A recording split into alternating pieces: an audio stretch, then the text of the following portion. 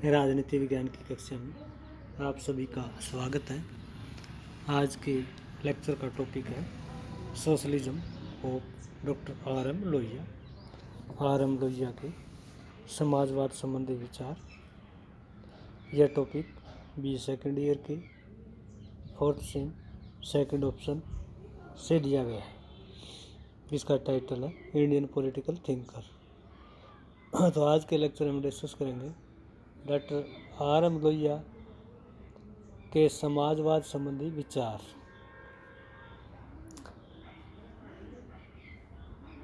Doctor Lohia views regarding socialism. Doctor Lohia एक प्रख्यात समाजवादी नेता एवं चिंतक थे। उन्होंने देश में समाजवादी आंदोलन को एक नई दिशा दी। उन्होंने कार्ल मार्क्स और महात्मा गांधी की विचारधारा का सुंदर मिश्रण करके नवीन समाजवाद का विचार प्रस्तुत किया। उनका समाजवादी आंदोलन परंपरागत समाजवादी चिंतकों से हटकर था। उन्होंने समाजवादी आंदोलन को भारतीय परिस्थितियों के अनुसार दिशा दी। उन्होंने अपनी पुस्तक मार्क्स, गांधी और समाजवाद में समाजवाद की विस्तृत व्याख्या की। उनका समाजवाद नवीन समाजवाद कहलाता है। डॉक्टर लोहिया ने समाजवाद की अपने तरीके से परिभाषा दी है। उन्होंने 1934 में कांग्रेस से अलग होकर कांग्रेस सोशलिस्ट पार्टी की स्थापना की और इस दल की नीतियों और कार्यक्रमों के लिए एक नया विचार प्रस्तुत किया। डॉक्टर लोहिया के नवीन समाजवाद में हम बहुत सारे ऐसे इश्यूज़ को देखते हैं, ऐसे बिंदुओं को देखते हैं, जिसमें पहला बिंदु है पुरुष व स्त्री के बीच समानता स्थापित करना। डॉक्टर लोहिया का समाजवाद पश्चिमी यूरोपियन और एशियन देशों के समाजवाद से अलग था। इसलिए उन्होंने अपने नवीन समाजवाद में पुरुष और स्त्री के बीच समानता स्थापित करने पर बल दिया। रंग व नस्ल के आधार पर राजनीतिक, आर्थिक, आध्यात्मिक असमानता को समाप्त करने पर बल दिया। नवीन समाजवाद में उन्होंने परंपरागत आधार पर पिछड़े एवं समूह अथवा जातियों की असमानता को समाप्त करने पर बल दिया। विदेशी दासता को समाप्त करने पर बल दिया। निजी पूंजी के विरुद्ध समानता एवं योजनाबद्ध उत्पादन के लिए प्रयास करने पर बल दिया। निजी जीवन एवं लोकतांत्रिक विधि की अन्यायपूर्ण स्थिति को समाप्त करने उन्होंने अपने एजेंडे में डाला। सत्याग्रह के लिए प्रेरित करना और हथियारों पर नियंत्रण बनाए रखना। तो डॉक्टर लोहिया का जो समाजवाद है वो नवीन समाजवाद कहा जाता है। उस समाजवाद में परंपरागत दृष्टिकोण से अलग हट करके उन्होंने अपने प्रयोग एवं अनुभव के आधार पर इसकी जो है संरचना की। उन्होंने एक आदर्श और अहिंसक समाज का निर्माण करने के लिए नवीन समाजवाद के सिद्धांतों का अनुसरण करने पर बल दिया। डॉक्टर लोहिया ने गांधी और मार्क्स के दर्शन को काफ़ी गहराई से अध्ययन किया और वो महात्मा गांधी और मार्क्स के दर्शन से काफ़ी प्रभावित हुए।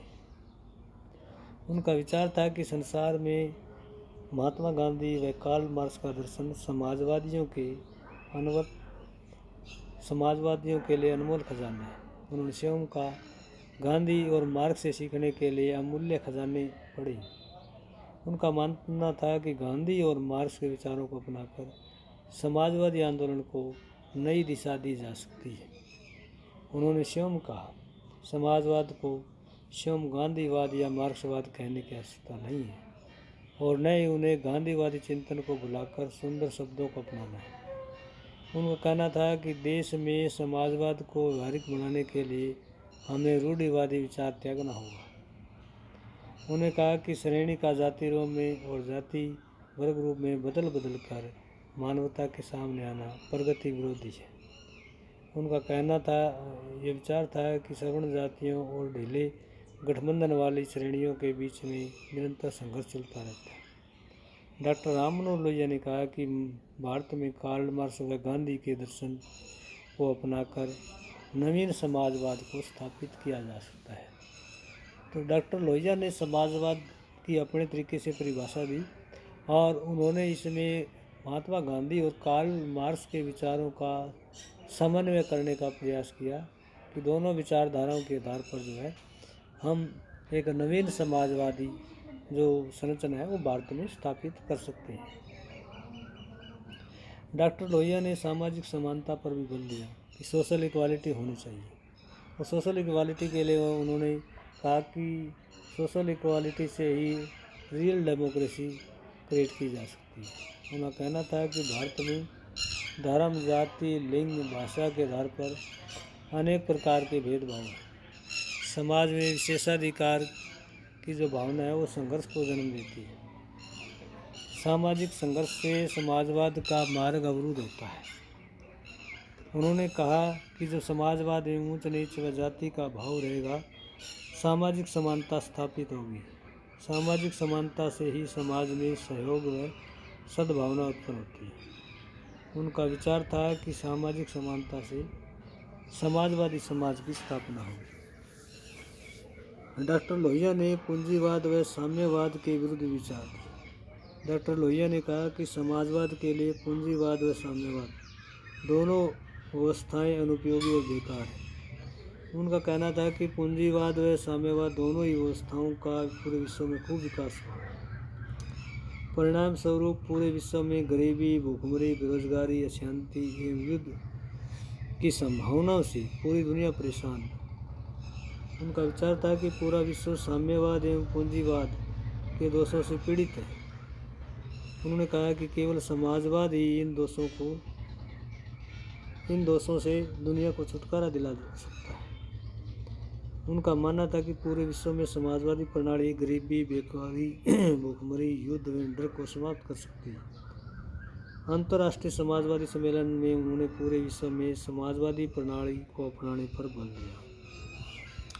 तो एक प्रकार से डॉक्टर लोहिया पूरी तरह से तत्कालीन समय में प्रचलित साम्यवाद और पूंजीवादी व्यवस्था के पूरी तरह से विरुद्ध थे। उनका मानना था कि न तो साम्यवाद से और न ही पूंजीवाद से किसी प्रकार से किसी देश का भला हुआ है, किसी देश का हित हुआ है, क्योंकि दोनों ही व्यवस्थाओं से दुनिया में बेरोजगारी फैली है, भूखमरी फैली है, भ्रष्टाचार फैला है, बेकारी फैली है। इसलिए समाजवाद एक ऐसी शासन प्रणाली है जिससे सामाजिक, आर्थिक, राजनीतिक चुनौतियों पर काबू पाया जा सकता है, नियंत्रण किया जा सकता है। डॉक्टर लोहिया ने संपत्ति के समाजीकरण पर भी बल दिया। डॉक्टर लोहिया ने कहा कि देश की संपत्ति पर पूरे समाज का अधिकार होना चाहिए। समाज में किसी व्यक्ति को विशेषाधिकार प्राप्त नहीं होना चाहिए। उन्होंने कहा कि देश समस्त आर्थिक संसाधनों का समान रूप से बंटवारा हो, व्यक्तिगत संपत्ति का उन्मूलन हो। उन्होंने माना कि व्यक्तिगत संपत्ति से समाज में आर्थिक विभेद बढ़ता है, व्यक्तिगत संपत्ति से समाज में शोषण व अत्याचार को बढ़ावा मिलता है। उनका कहना था कि संपत्ति के समाजीकरण से समाज कल्याण को बढ़ावा मिलता है। इसलिए उन्होंने देश में आम लोगों के कल्याण के लिए संपत्ति के समाजीकरण पर बल दिया। डॉक्टर लोहिया एक प्रख्यात सामाजिक चिंतक, विचारक, विश्लेषक थे। इसलिए उन्होंने कहा कि देश की आर्थिक चुनौतियों पर काबू पाने के लिए संपत्ति का समाजीकरण किया जाना आवश्यक है।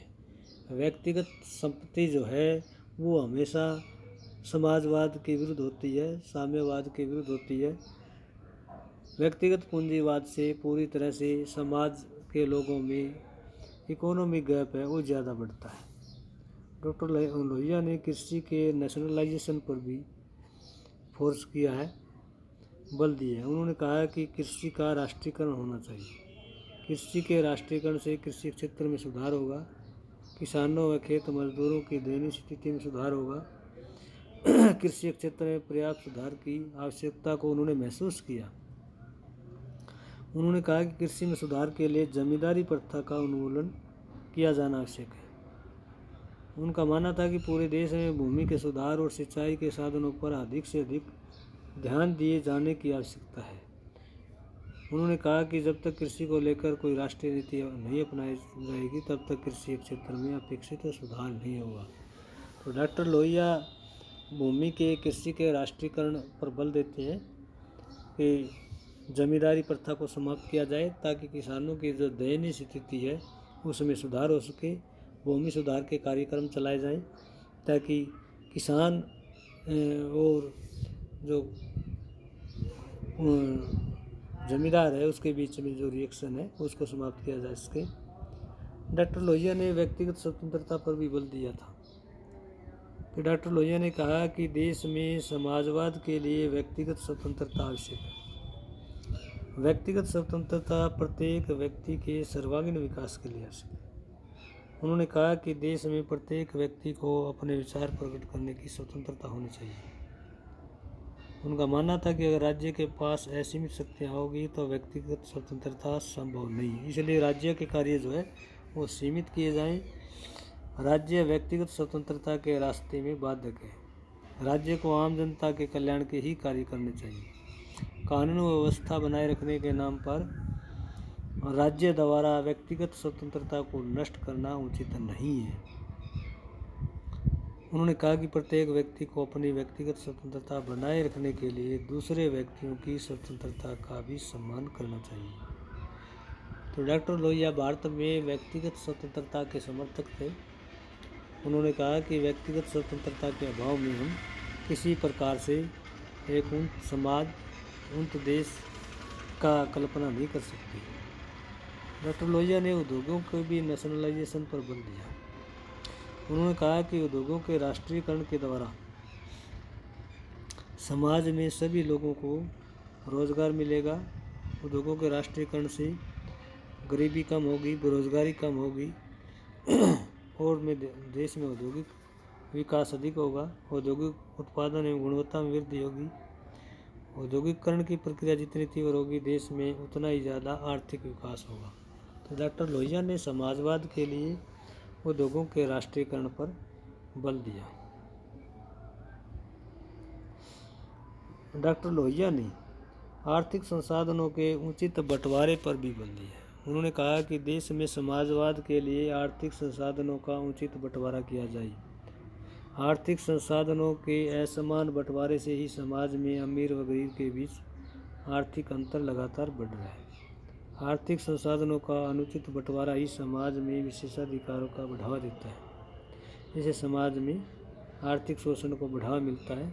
समाज में आर्थिक स्थिति के आधार पर सत्रीकरण पाया जाता है। उनका विचार था कि समाज में आर्थिक संसाधनों का उचित वितरण होना चाहिए। डॉक्टर लोहिया चाहते थे कि जब तक आर्थिक संसाधनों का विकेंद्रीकरण नहीं किया जाएगा, उचित वितरण नहीं किया जाएगा, उचित बंटवारा नहीं किया जाएगा, आर्थिक जो सोर्सेज है उसका लाभ प्रत्येक व्यक्ति तक नहीं पहुंचेगा, समाज के प्रत्येक नागरिक को उसका लाभ नहीं मिलेगा, तब तक देश में समाजवादी शासन स्थापित नहीं किया जा सकता। डॉक्टर लोहिया ने पूंजीवाद की भी आलोचना की है। वो कैपिटलिज्म के कड़े विरोधी थे।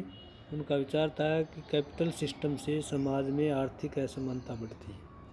अमीर व गरीब के बीच जो इकोनॉमिक गैप है वो लगातार बढ़ता चला जाता है। उन्होंने कहा कि देशों में पूंजीवादी व्यवस्था कायम है। जिन देशों में पूंजीवादी व्यवस्था कायम है उन देशों में आर्थिक शोषण बढ़ा है। उन देशों में गरीब और ज़्यादा गरीब और अमीर और ज़्यादा अमीर होता चला गया।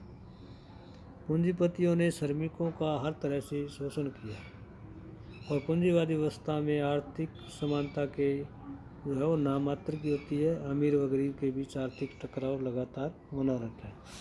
तो डॉक्टर लोहिया ने एक प्रकार से पूंजीवादी प्रणाली की आलोचना की है जिसमें पूंजी एक स्थान पर केंद्रित हो जाती है और जिन लोगों के पास पूंजी होती है, जो लोग उद्योग पर, ज़मीनों पर नियंत्रण किए हुए हैं, वो लोग श्रमिकों का, किसानों का, छोटे दुकानदारों का हर तरीके से शोषण करते हैं।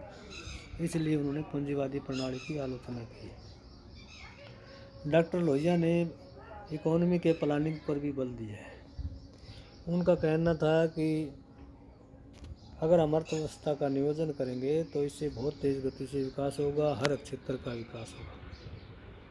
उन्होंने विचार दिया कि भारत को अपने इंटीग्रेटेड डेवलपमेंट के लिए प्लानिंग, इकोनॉमी का जो है उसका प्लानिंग करना चाहिए। अर्थव्यवस्था के नियोजन द्वारा हम सीमित साधनों और सीमित समय में देश का अधिकतम विकास कर सकते हैं। उन्होंने कहा कि रूस ने नियोजित अर्थव्यवस्था के द्वारा ही सफलता प्राप्त की है। तो डॉक्टर लोहिया चाहते थे कि भारत जैसे देश में जहाँ बहुत भारी मात्रा में गरीबी है, बेरोजगारी है, बिलो पॉवर्टी लाइन की संख्या काफ़ी अधिक है, और ऐसे देश के लिए ज़रूरी है कि जो इकोनॉमिक डेवलपमेंट है वो प्लानिंग के जरिए हो, और इसलिए भारत में पंचवर्षीय योजनाएं अपनाई गई।